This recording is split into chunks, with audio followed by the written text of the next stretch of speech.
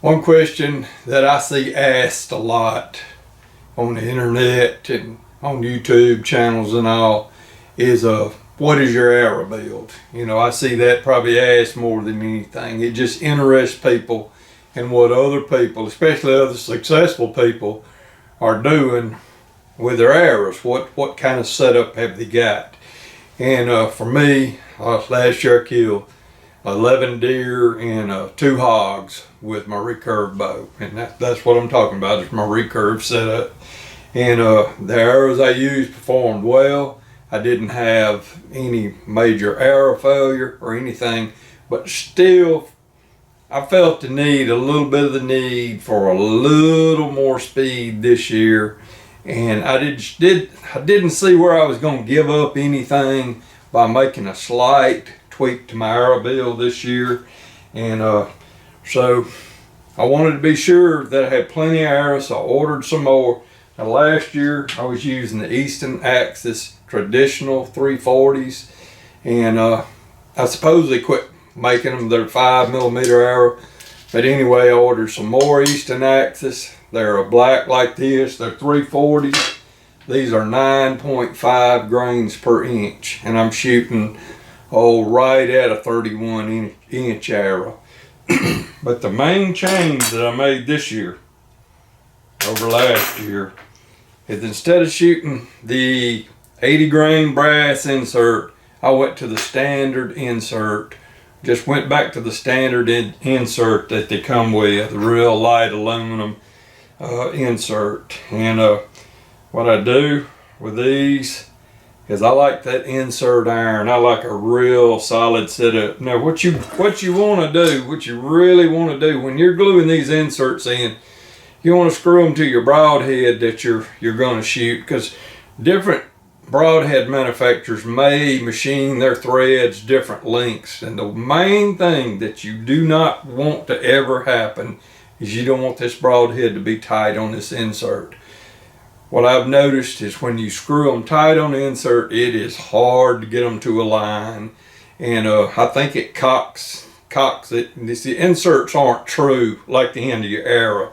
So you want a little slack. You want to take it screwed up tight, back it off a couple of rounds, and then put your insert iron or whatever glue you want, and then seat it down in there. And that's what you want to do. And then after the glue dries and everything gets hard, you can give your broadhead a little more tweak, and it's not bottoming out in the insert, and it'll line up. If you get the end of that arrow true, it will line up if the broadhead is straight. Now that's one tip.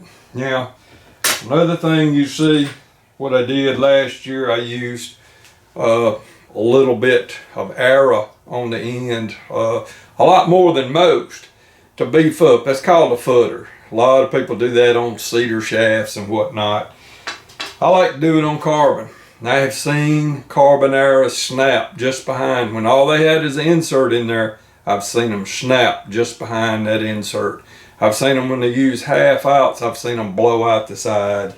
So that's another reason that you want a foot over. Now, there's different companies that make different things that are a lot more durable than this arrow, but this arrow is really cheap compared to what everybody else has to offer. Now this is a 2013 that I used last year. I footed over with a 2013, but I used a brass insert.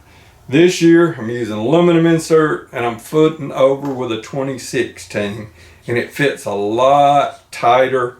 It's barely got any room for glue in there.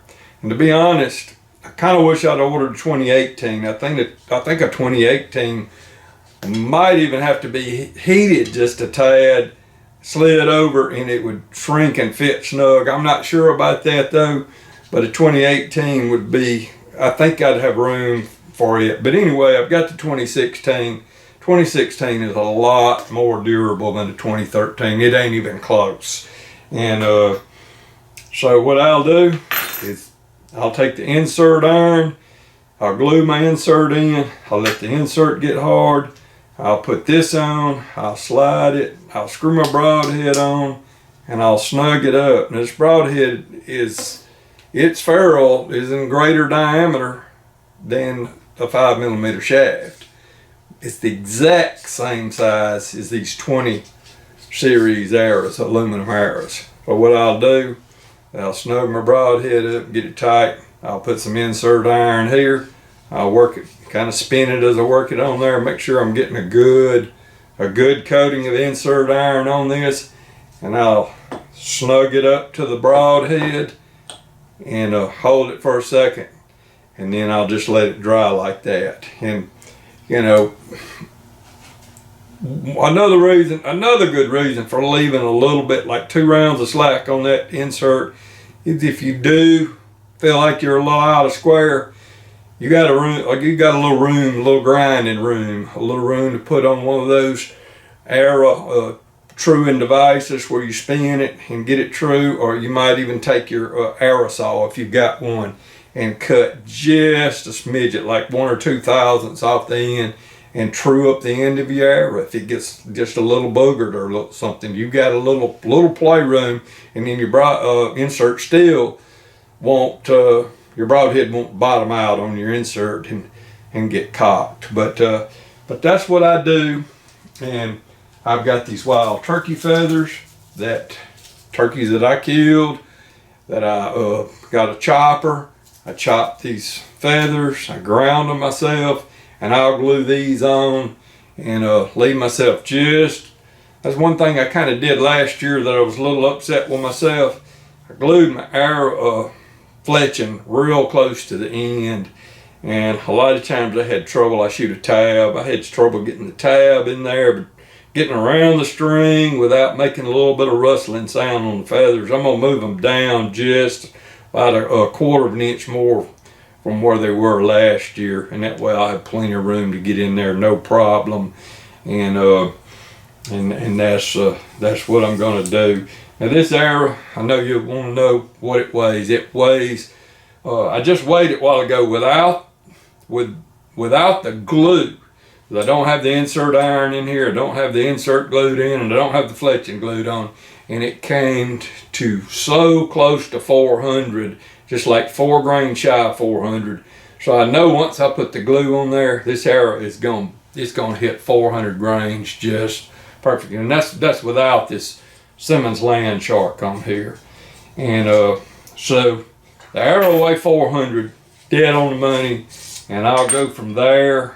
And I might shoot the Simmons Safari at over 200 grains and have a slightly over a 600 grain arrow, or I'm going to shoot a number of these Simmons, and I'm going to go back to really my first love, Simmons. I'm going to shoot some. I've got 3 of these worked out of trade, and I've got 3 of these Land Shark 165s, and they weigh just maybe a tad over, maybe 168. So that'll throw me under 600 grain total weight arrow. So I'm going to be all over 600 grains, just slightly under, slightly over. And I'll play with this and see which arrows shoot the best. Now, so I just like different bows. I'm shooting 4 different bows. I'm shooting a bear, and I don't even know what it is. It's not one of the more expensive bears. I've got 2 black widows. I've got a Hoyt buffalo. The buffalo, one of the black widows, right at 55. I've got a 70-pound black widow, and the bear's about 55 also.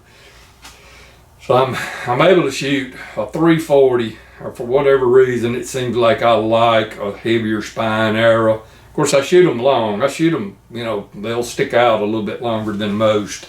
I like that. I like a long arrow. A long arrow is more stable in flight.